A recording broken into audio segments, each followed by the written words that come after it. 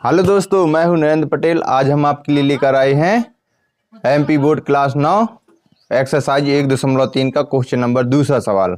आपको पता ही है कि हम प्रतिदिन आपके लिए वीडियो लेकर आते हैं। तो क्वेश्चन हमारा दूसरा क्या कहता कि 1/7 बराबर 0.142857 की बार।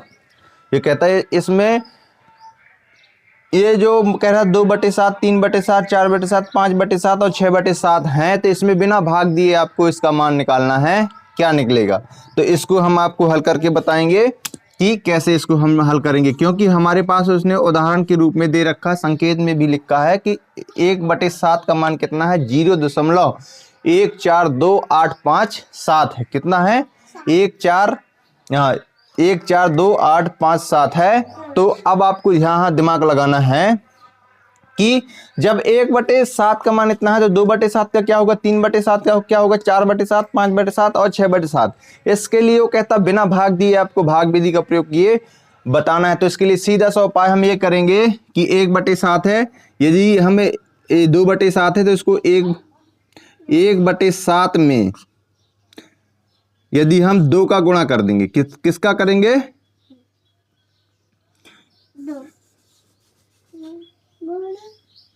यदि 1/7 है हमारे पास, यदि हमें इसमें 2 का करना है, जैसे 2 का मान निकालना है, तो इस पूरे समय जो मान निकला है इसमें यदि 2 का गुणा कर देंगे तो अब हम यहां पे लिखेंगे कि यहां से, ठीक है, इसका है 0.142857 गुणे 2। इसमें यदि हम गुणा कर देंगे तो ये प्राप्त हो जाएगा, क्योंकि इसमें 2 का गुणा हो रहा है। और बटे 7, तो इसका हम करेंगे गुणा तो कितना होगा, ये तो बाहर लगा ही है, ये होगा 0.7 दूना 14 की 4 हासिल 1, 5 दूना 10, 5 दूनी 10, 1 हासिल 11, 8 दूनी 16, 1 17, 2 दूनी 4, 1 5, 4 दूना 8 और 2 कम 2, यानी कि इतने में बार लग जाएगा। ये क्या आ गया हमारा 2/7 का मान। अब इसको जो थोड़ा आपका कंफ्यूजन रह गया होगा तो इसमें हम बताते हैं 1/3 को लिख सकते हैं। हम क्या लिख सकते हैं 3/7 को हम लिख सकते हैं 1/7 गुणे 3 लिख सकते हैं कि नहीं लिख सकते हैं। अब आया कुछ समझ में, पहले वाले में नहीं समझ में आएगा तो इसमें आ जाएगा। तो अब हम 1/7 का मान कितना हमारे पास, 1/7 का मान है 0.142857 गुणे 3 करना पड़ेगा। तो जब इसमें हम गुणा कर देंगे तो 7 तिया 21 की 1, 21 की 1, ठीक है, हासिल 2, 5 ती 15, 2 17 की 7 हासिल 1, 8 ती 24, 1 25 की 5 हासिल 2, 3 दूना 6, 2 8, 4 ती 12 और 3 1 4, यहाँ पे हो जाएगा 0, यानी कि 0.428571 ये प्राप्त हो जाएगा 0। हाँ, ये हमारा प्राप्त होगा 3/7 का मान। तो अब इसको और अच्छे से समझ में आएगा। जैसे 4/7 है तो इसको हम लिख सकते हैं इसको हम लिख सकते हैं 1/7 और ऊपर गुणे 4, 4 एकम 4, ठीक है। तो 1/7 का मान कितना है 0.1425857 गुणे 4 कर देंगे तो ये हमारा मान आ जाएगा 7/4 का मान आ जाएगा, ठीक है। तो 7 चौक 28 की 8 हासिल 2, 4 पंचे 20, 2 22 हासिल 2, 8 चौक 32, 2 34 की 4 हासिल 3 और 4 दूना 8 3 11 हासिल 1 और 4 चौक 16, 1 17 हासिल 1, 4 1 5। ये हो जाएगा हमारा 4 का मान, 4/7 का मान। अब 5/7 का कैसे निकालेंगे तो 1/7 गुणे 1/7 गुणे 5 लिख देंगे। तो यानी कि 1/7 का मान है 0.1425857 गुणे 5 करना पड़ेगा हमें, ठीक है। ये बार तो लगा ही है, ध्यान देना यदि बार ना लगाया हो, क्योंकि मान किसका है, बार का ही है। और इसके बाद हम 5 का गुणा करेंगे, 7 पना 35 की 5 हासिल 3, 5 25 3 28 हासिल 2, और 8 45 2 42 की 2 हासिल 4 5 9 10 4 14 की 4 हासिल 1 और 4 पंचे 20 1 21 हासिल 2 5 2 7 0 ये लगी जाएगा। ये आ जाएगा 5/7 का मान। इसको हम लिख सकते हैं 6/7 को 1/7 गुणे 6। ठीक, तो इसके में हम करेंगे 0.142857 गुणे किसका गुणा करना पड़ेगा 6 का। किसका गुणा 6। तो हमारा मान प्राप्त होगा 6 7 42 की 2 हासिल 4 और 6 पंचे 30 4 34 की 4 हासिल 3 8 6 48 3 51 हासिल 5 और 6 2 12 5 17 की 7 हासिल 1 6 2 24 1 25 की 5 हासिल 2 6 2 8 यानी कि 0.085714। ये क्या हो जाएगा हमारे मान बिना भाग दिए, क्योंकि उसने हमारे हिंट के लिए 1/7 का मान निकाल के दे रखा था। तो ये हो गया हमारा क्वेश्चन नंबर दूसरा। हमारे पास जगह है, समय है, तो हम क्वेश्चन नंबर तीसरा भी यहीं पे हल करेंगे।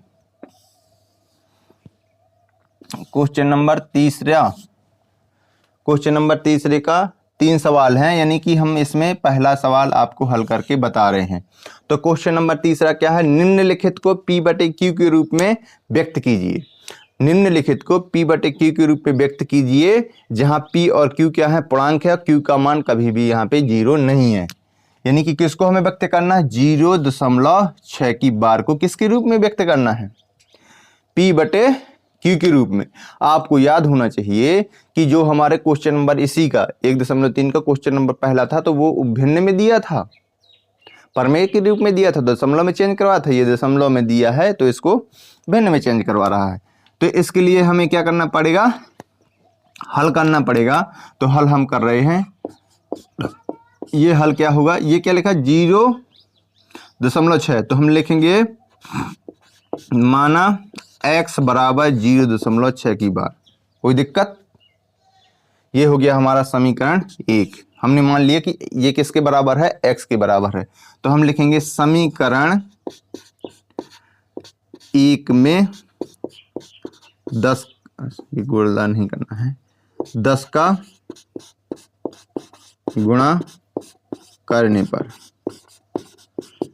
अब आपके सवाल दिमाग में आएगा कि 10 का ही गुणा क्यों करेंगे, 100 का क्यों नहीं करेंगे, 1000 का क्यों नहीं करेंगे। तो ये हमें देखना है कि 0 दशमलव के बाद कितने अंक में बार लगा है। ठीक, कितने अंक में बार लगा है या कितने अंक बाद बार है, कितने अंक को हमें हल करना है। तो 1 0 के बाद दशमलव के बाद जस्ट है, तो दशमलव की जगह 1 हो जाएगा, इसके बाद 1 अंक है तो 1 0 यानी कि 10 हो जाएगा। तो इसमें हम जब गुणा करेंगे 10 का, तो पूरे समीकरण में करेंगे जब, तो ये इसमें हो जाएगा 10x, होगा कि नहीं होगा, और ये हो जाएगा 0.6 बार गुणे 10, तो ये बनेगा 10x बराबर, ये हो जाएगा, क्या हो जाएगा, ये हो जाएगा 6.6 बार, क्योंकि दशमलव 1 अंक यहाँ पे खिसक जाएगा, क्योंकि 10 का गुणा हुआ है। यदि 100 का होता तो 2 अंक खिसकता, बार तो है ही है, तो चाहे जितनी बार खिसकाते जाओ। ये हो गया हमारा समीकरण नंबर 2। अब हम हल करेंगे समीकरण नंबर 2 में समीकरण नंबर 1 को घटाने पर।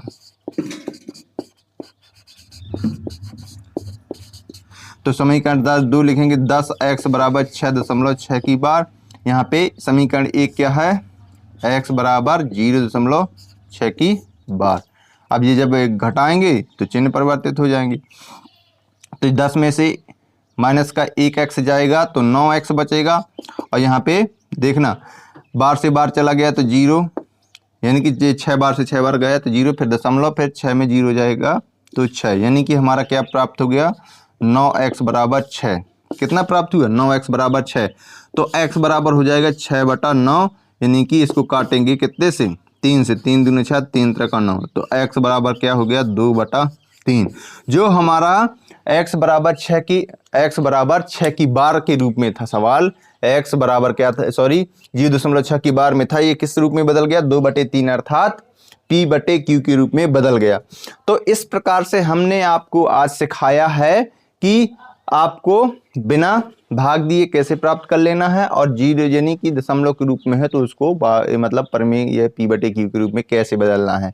तो हम आपको मिलते हैं नेक्स्ट डे नेक्स्ट वीडियो, अर्थात क्वेश्चन नंबर तीसरे के दूसरे और तीसरे सवाल से के साथ मिलेंगे। तब तक के लिए आप यदि फेसबुक पर हैं तो फॉलो कर लें, यूट्यूब पर हैं तो सब्सक्राइब जरूर कर लें, और हम मिलते हैं नेक्स्ट वीडियो में। तब तक के लिए जय हिंद, जय भारत।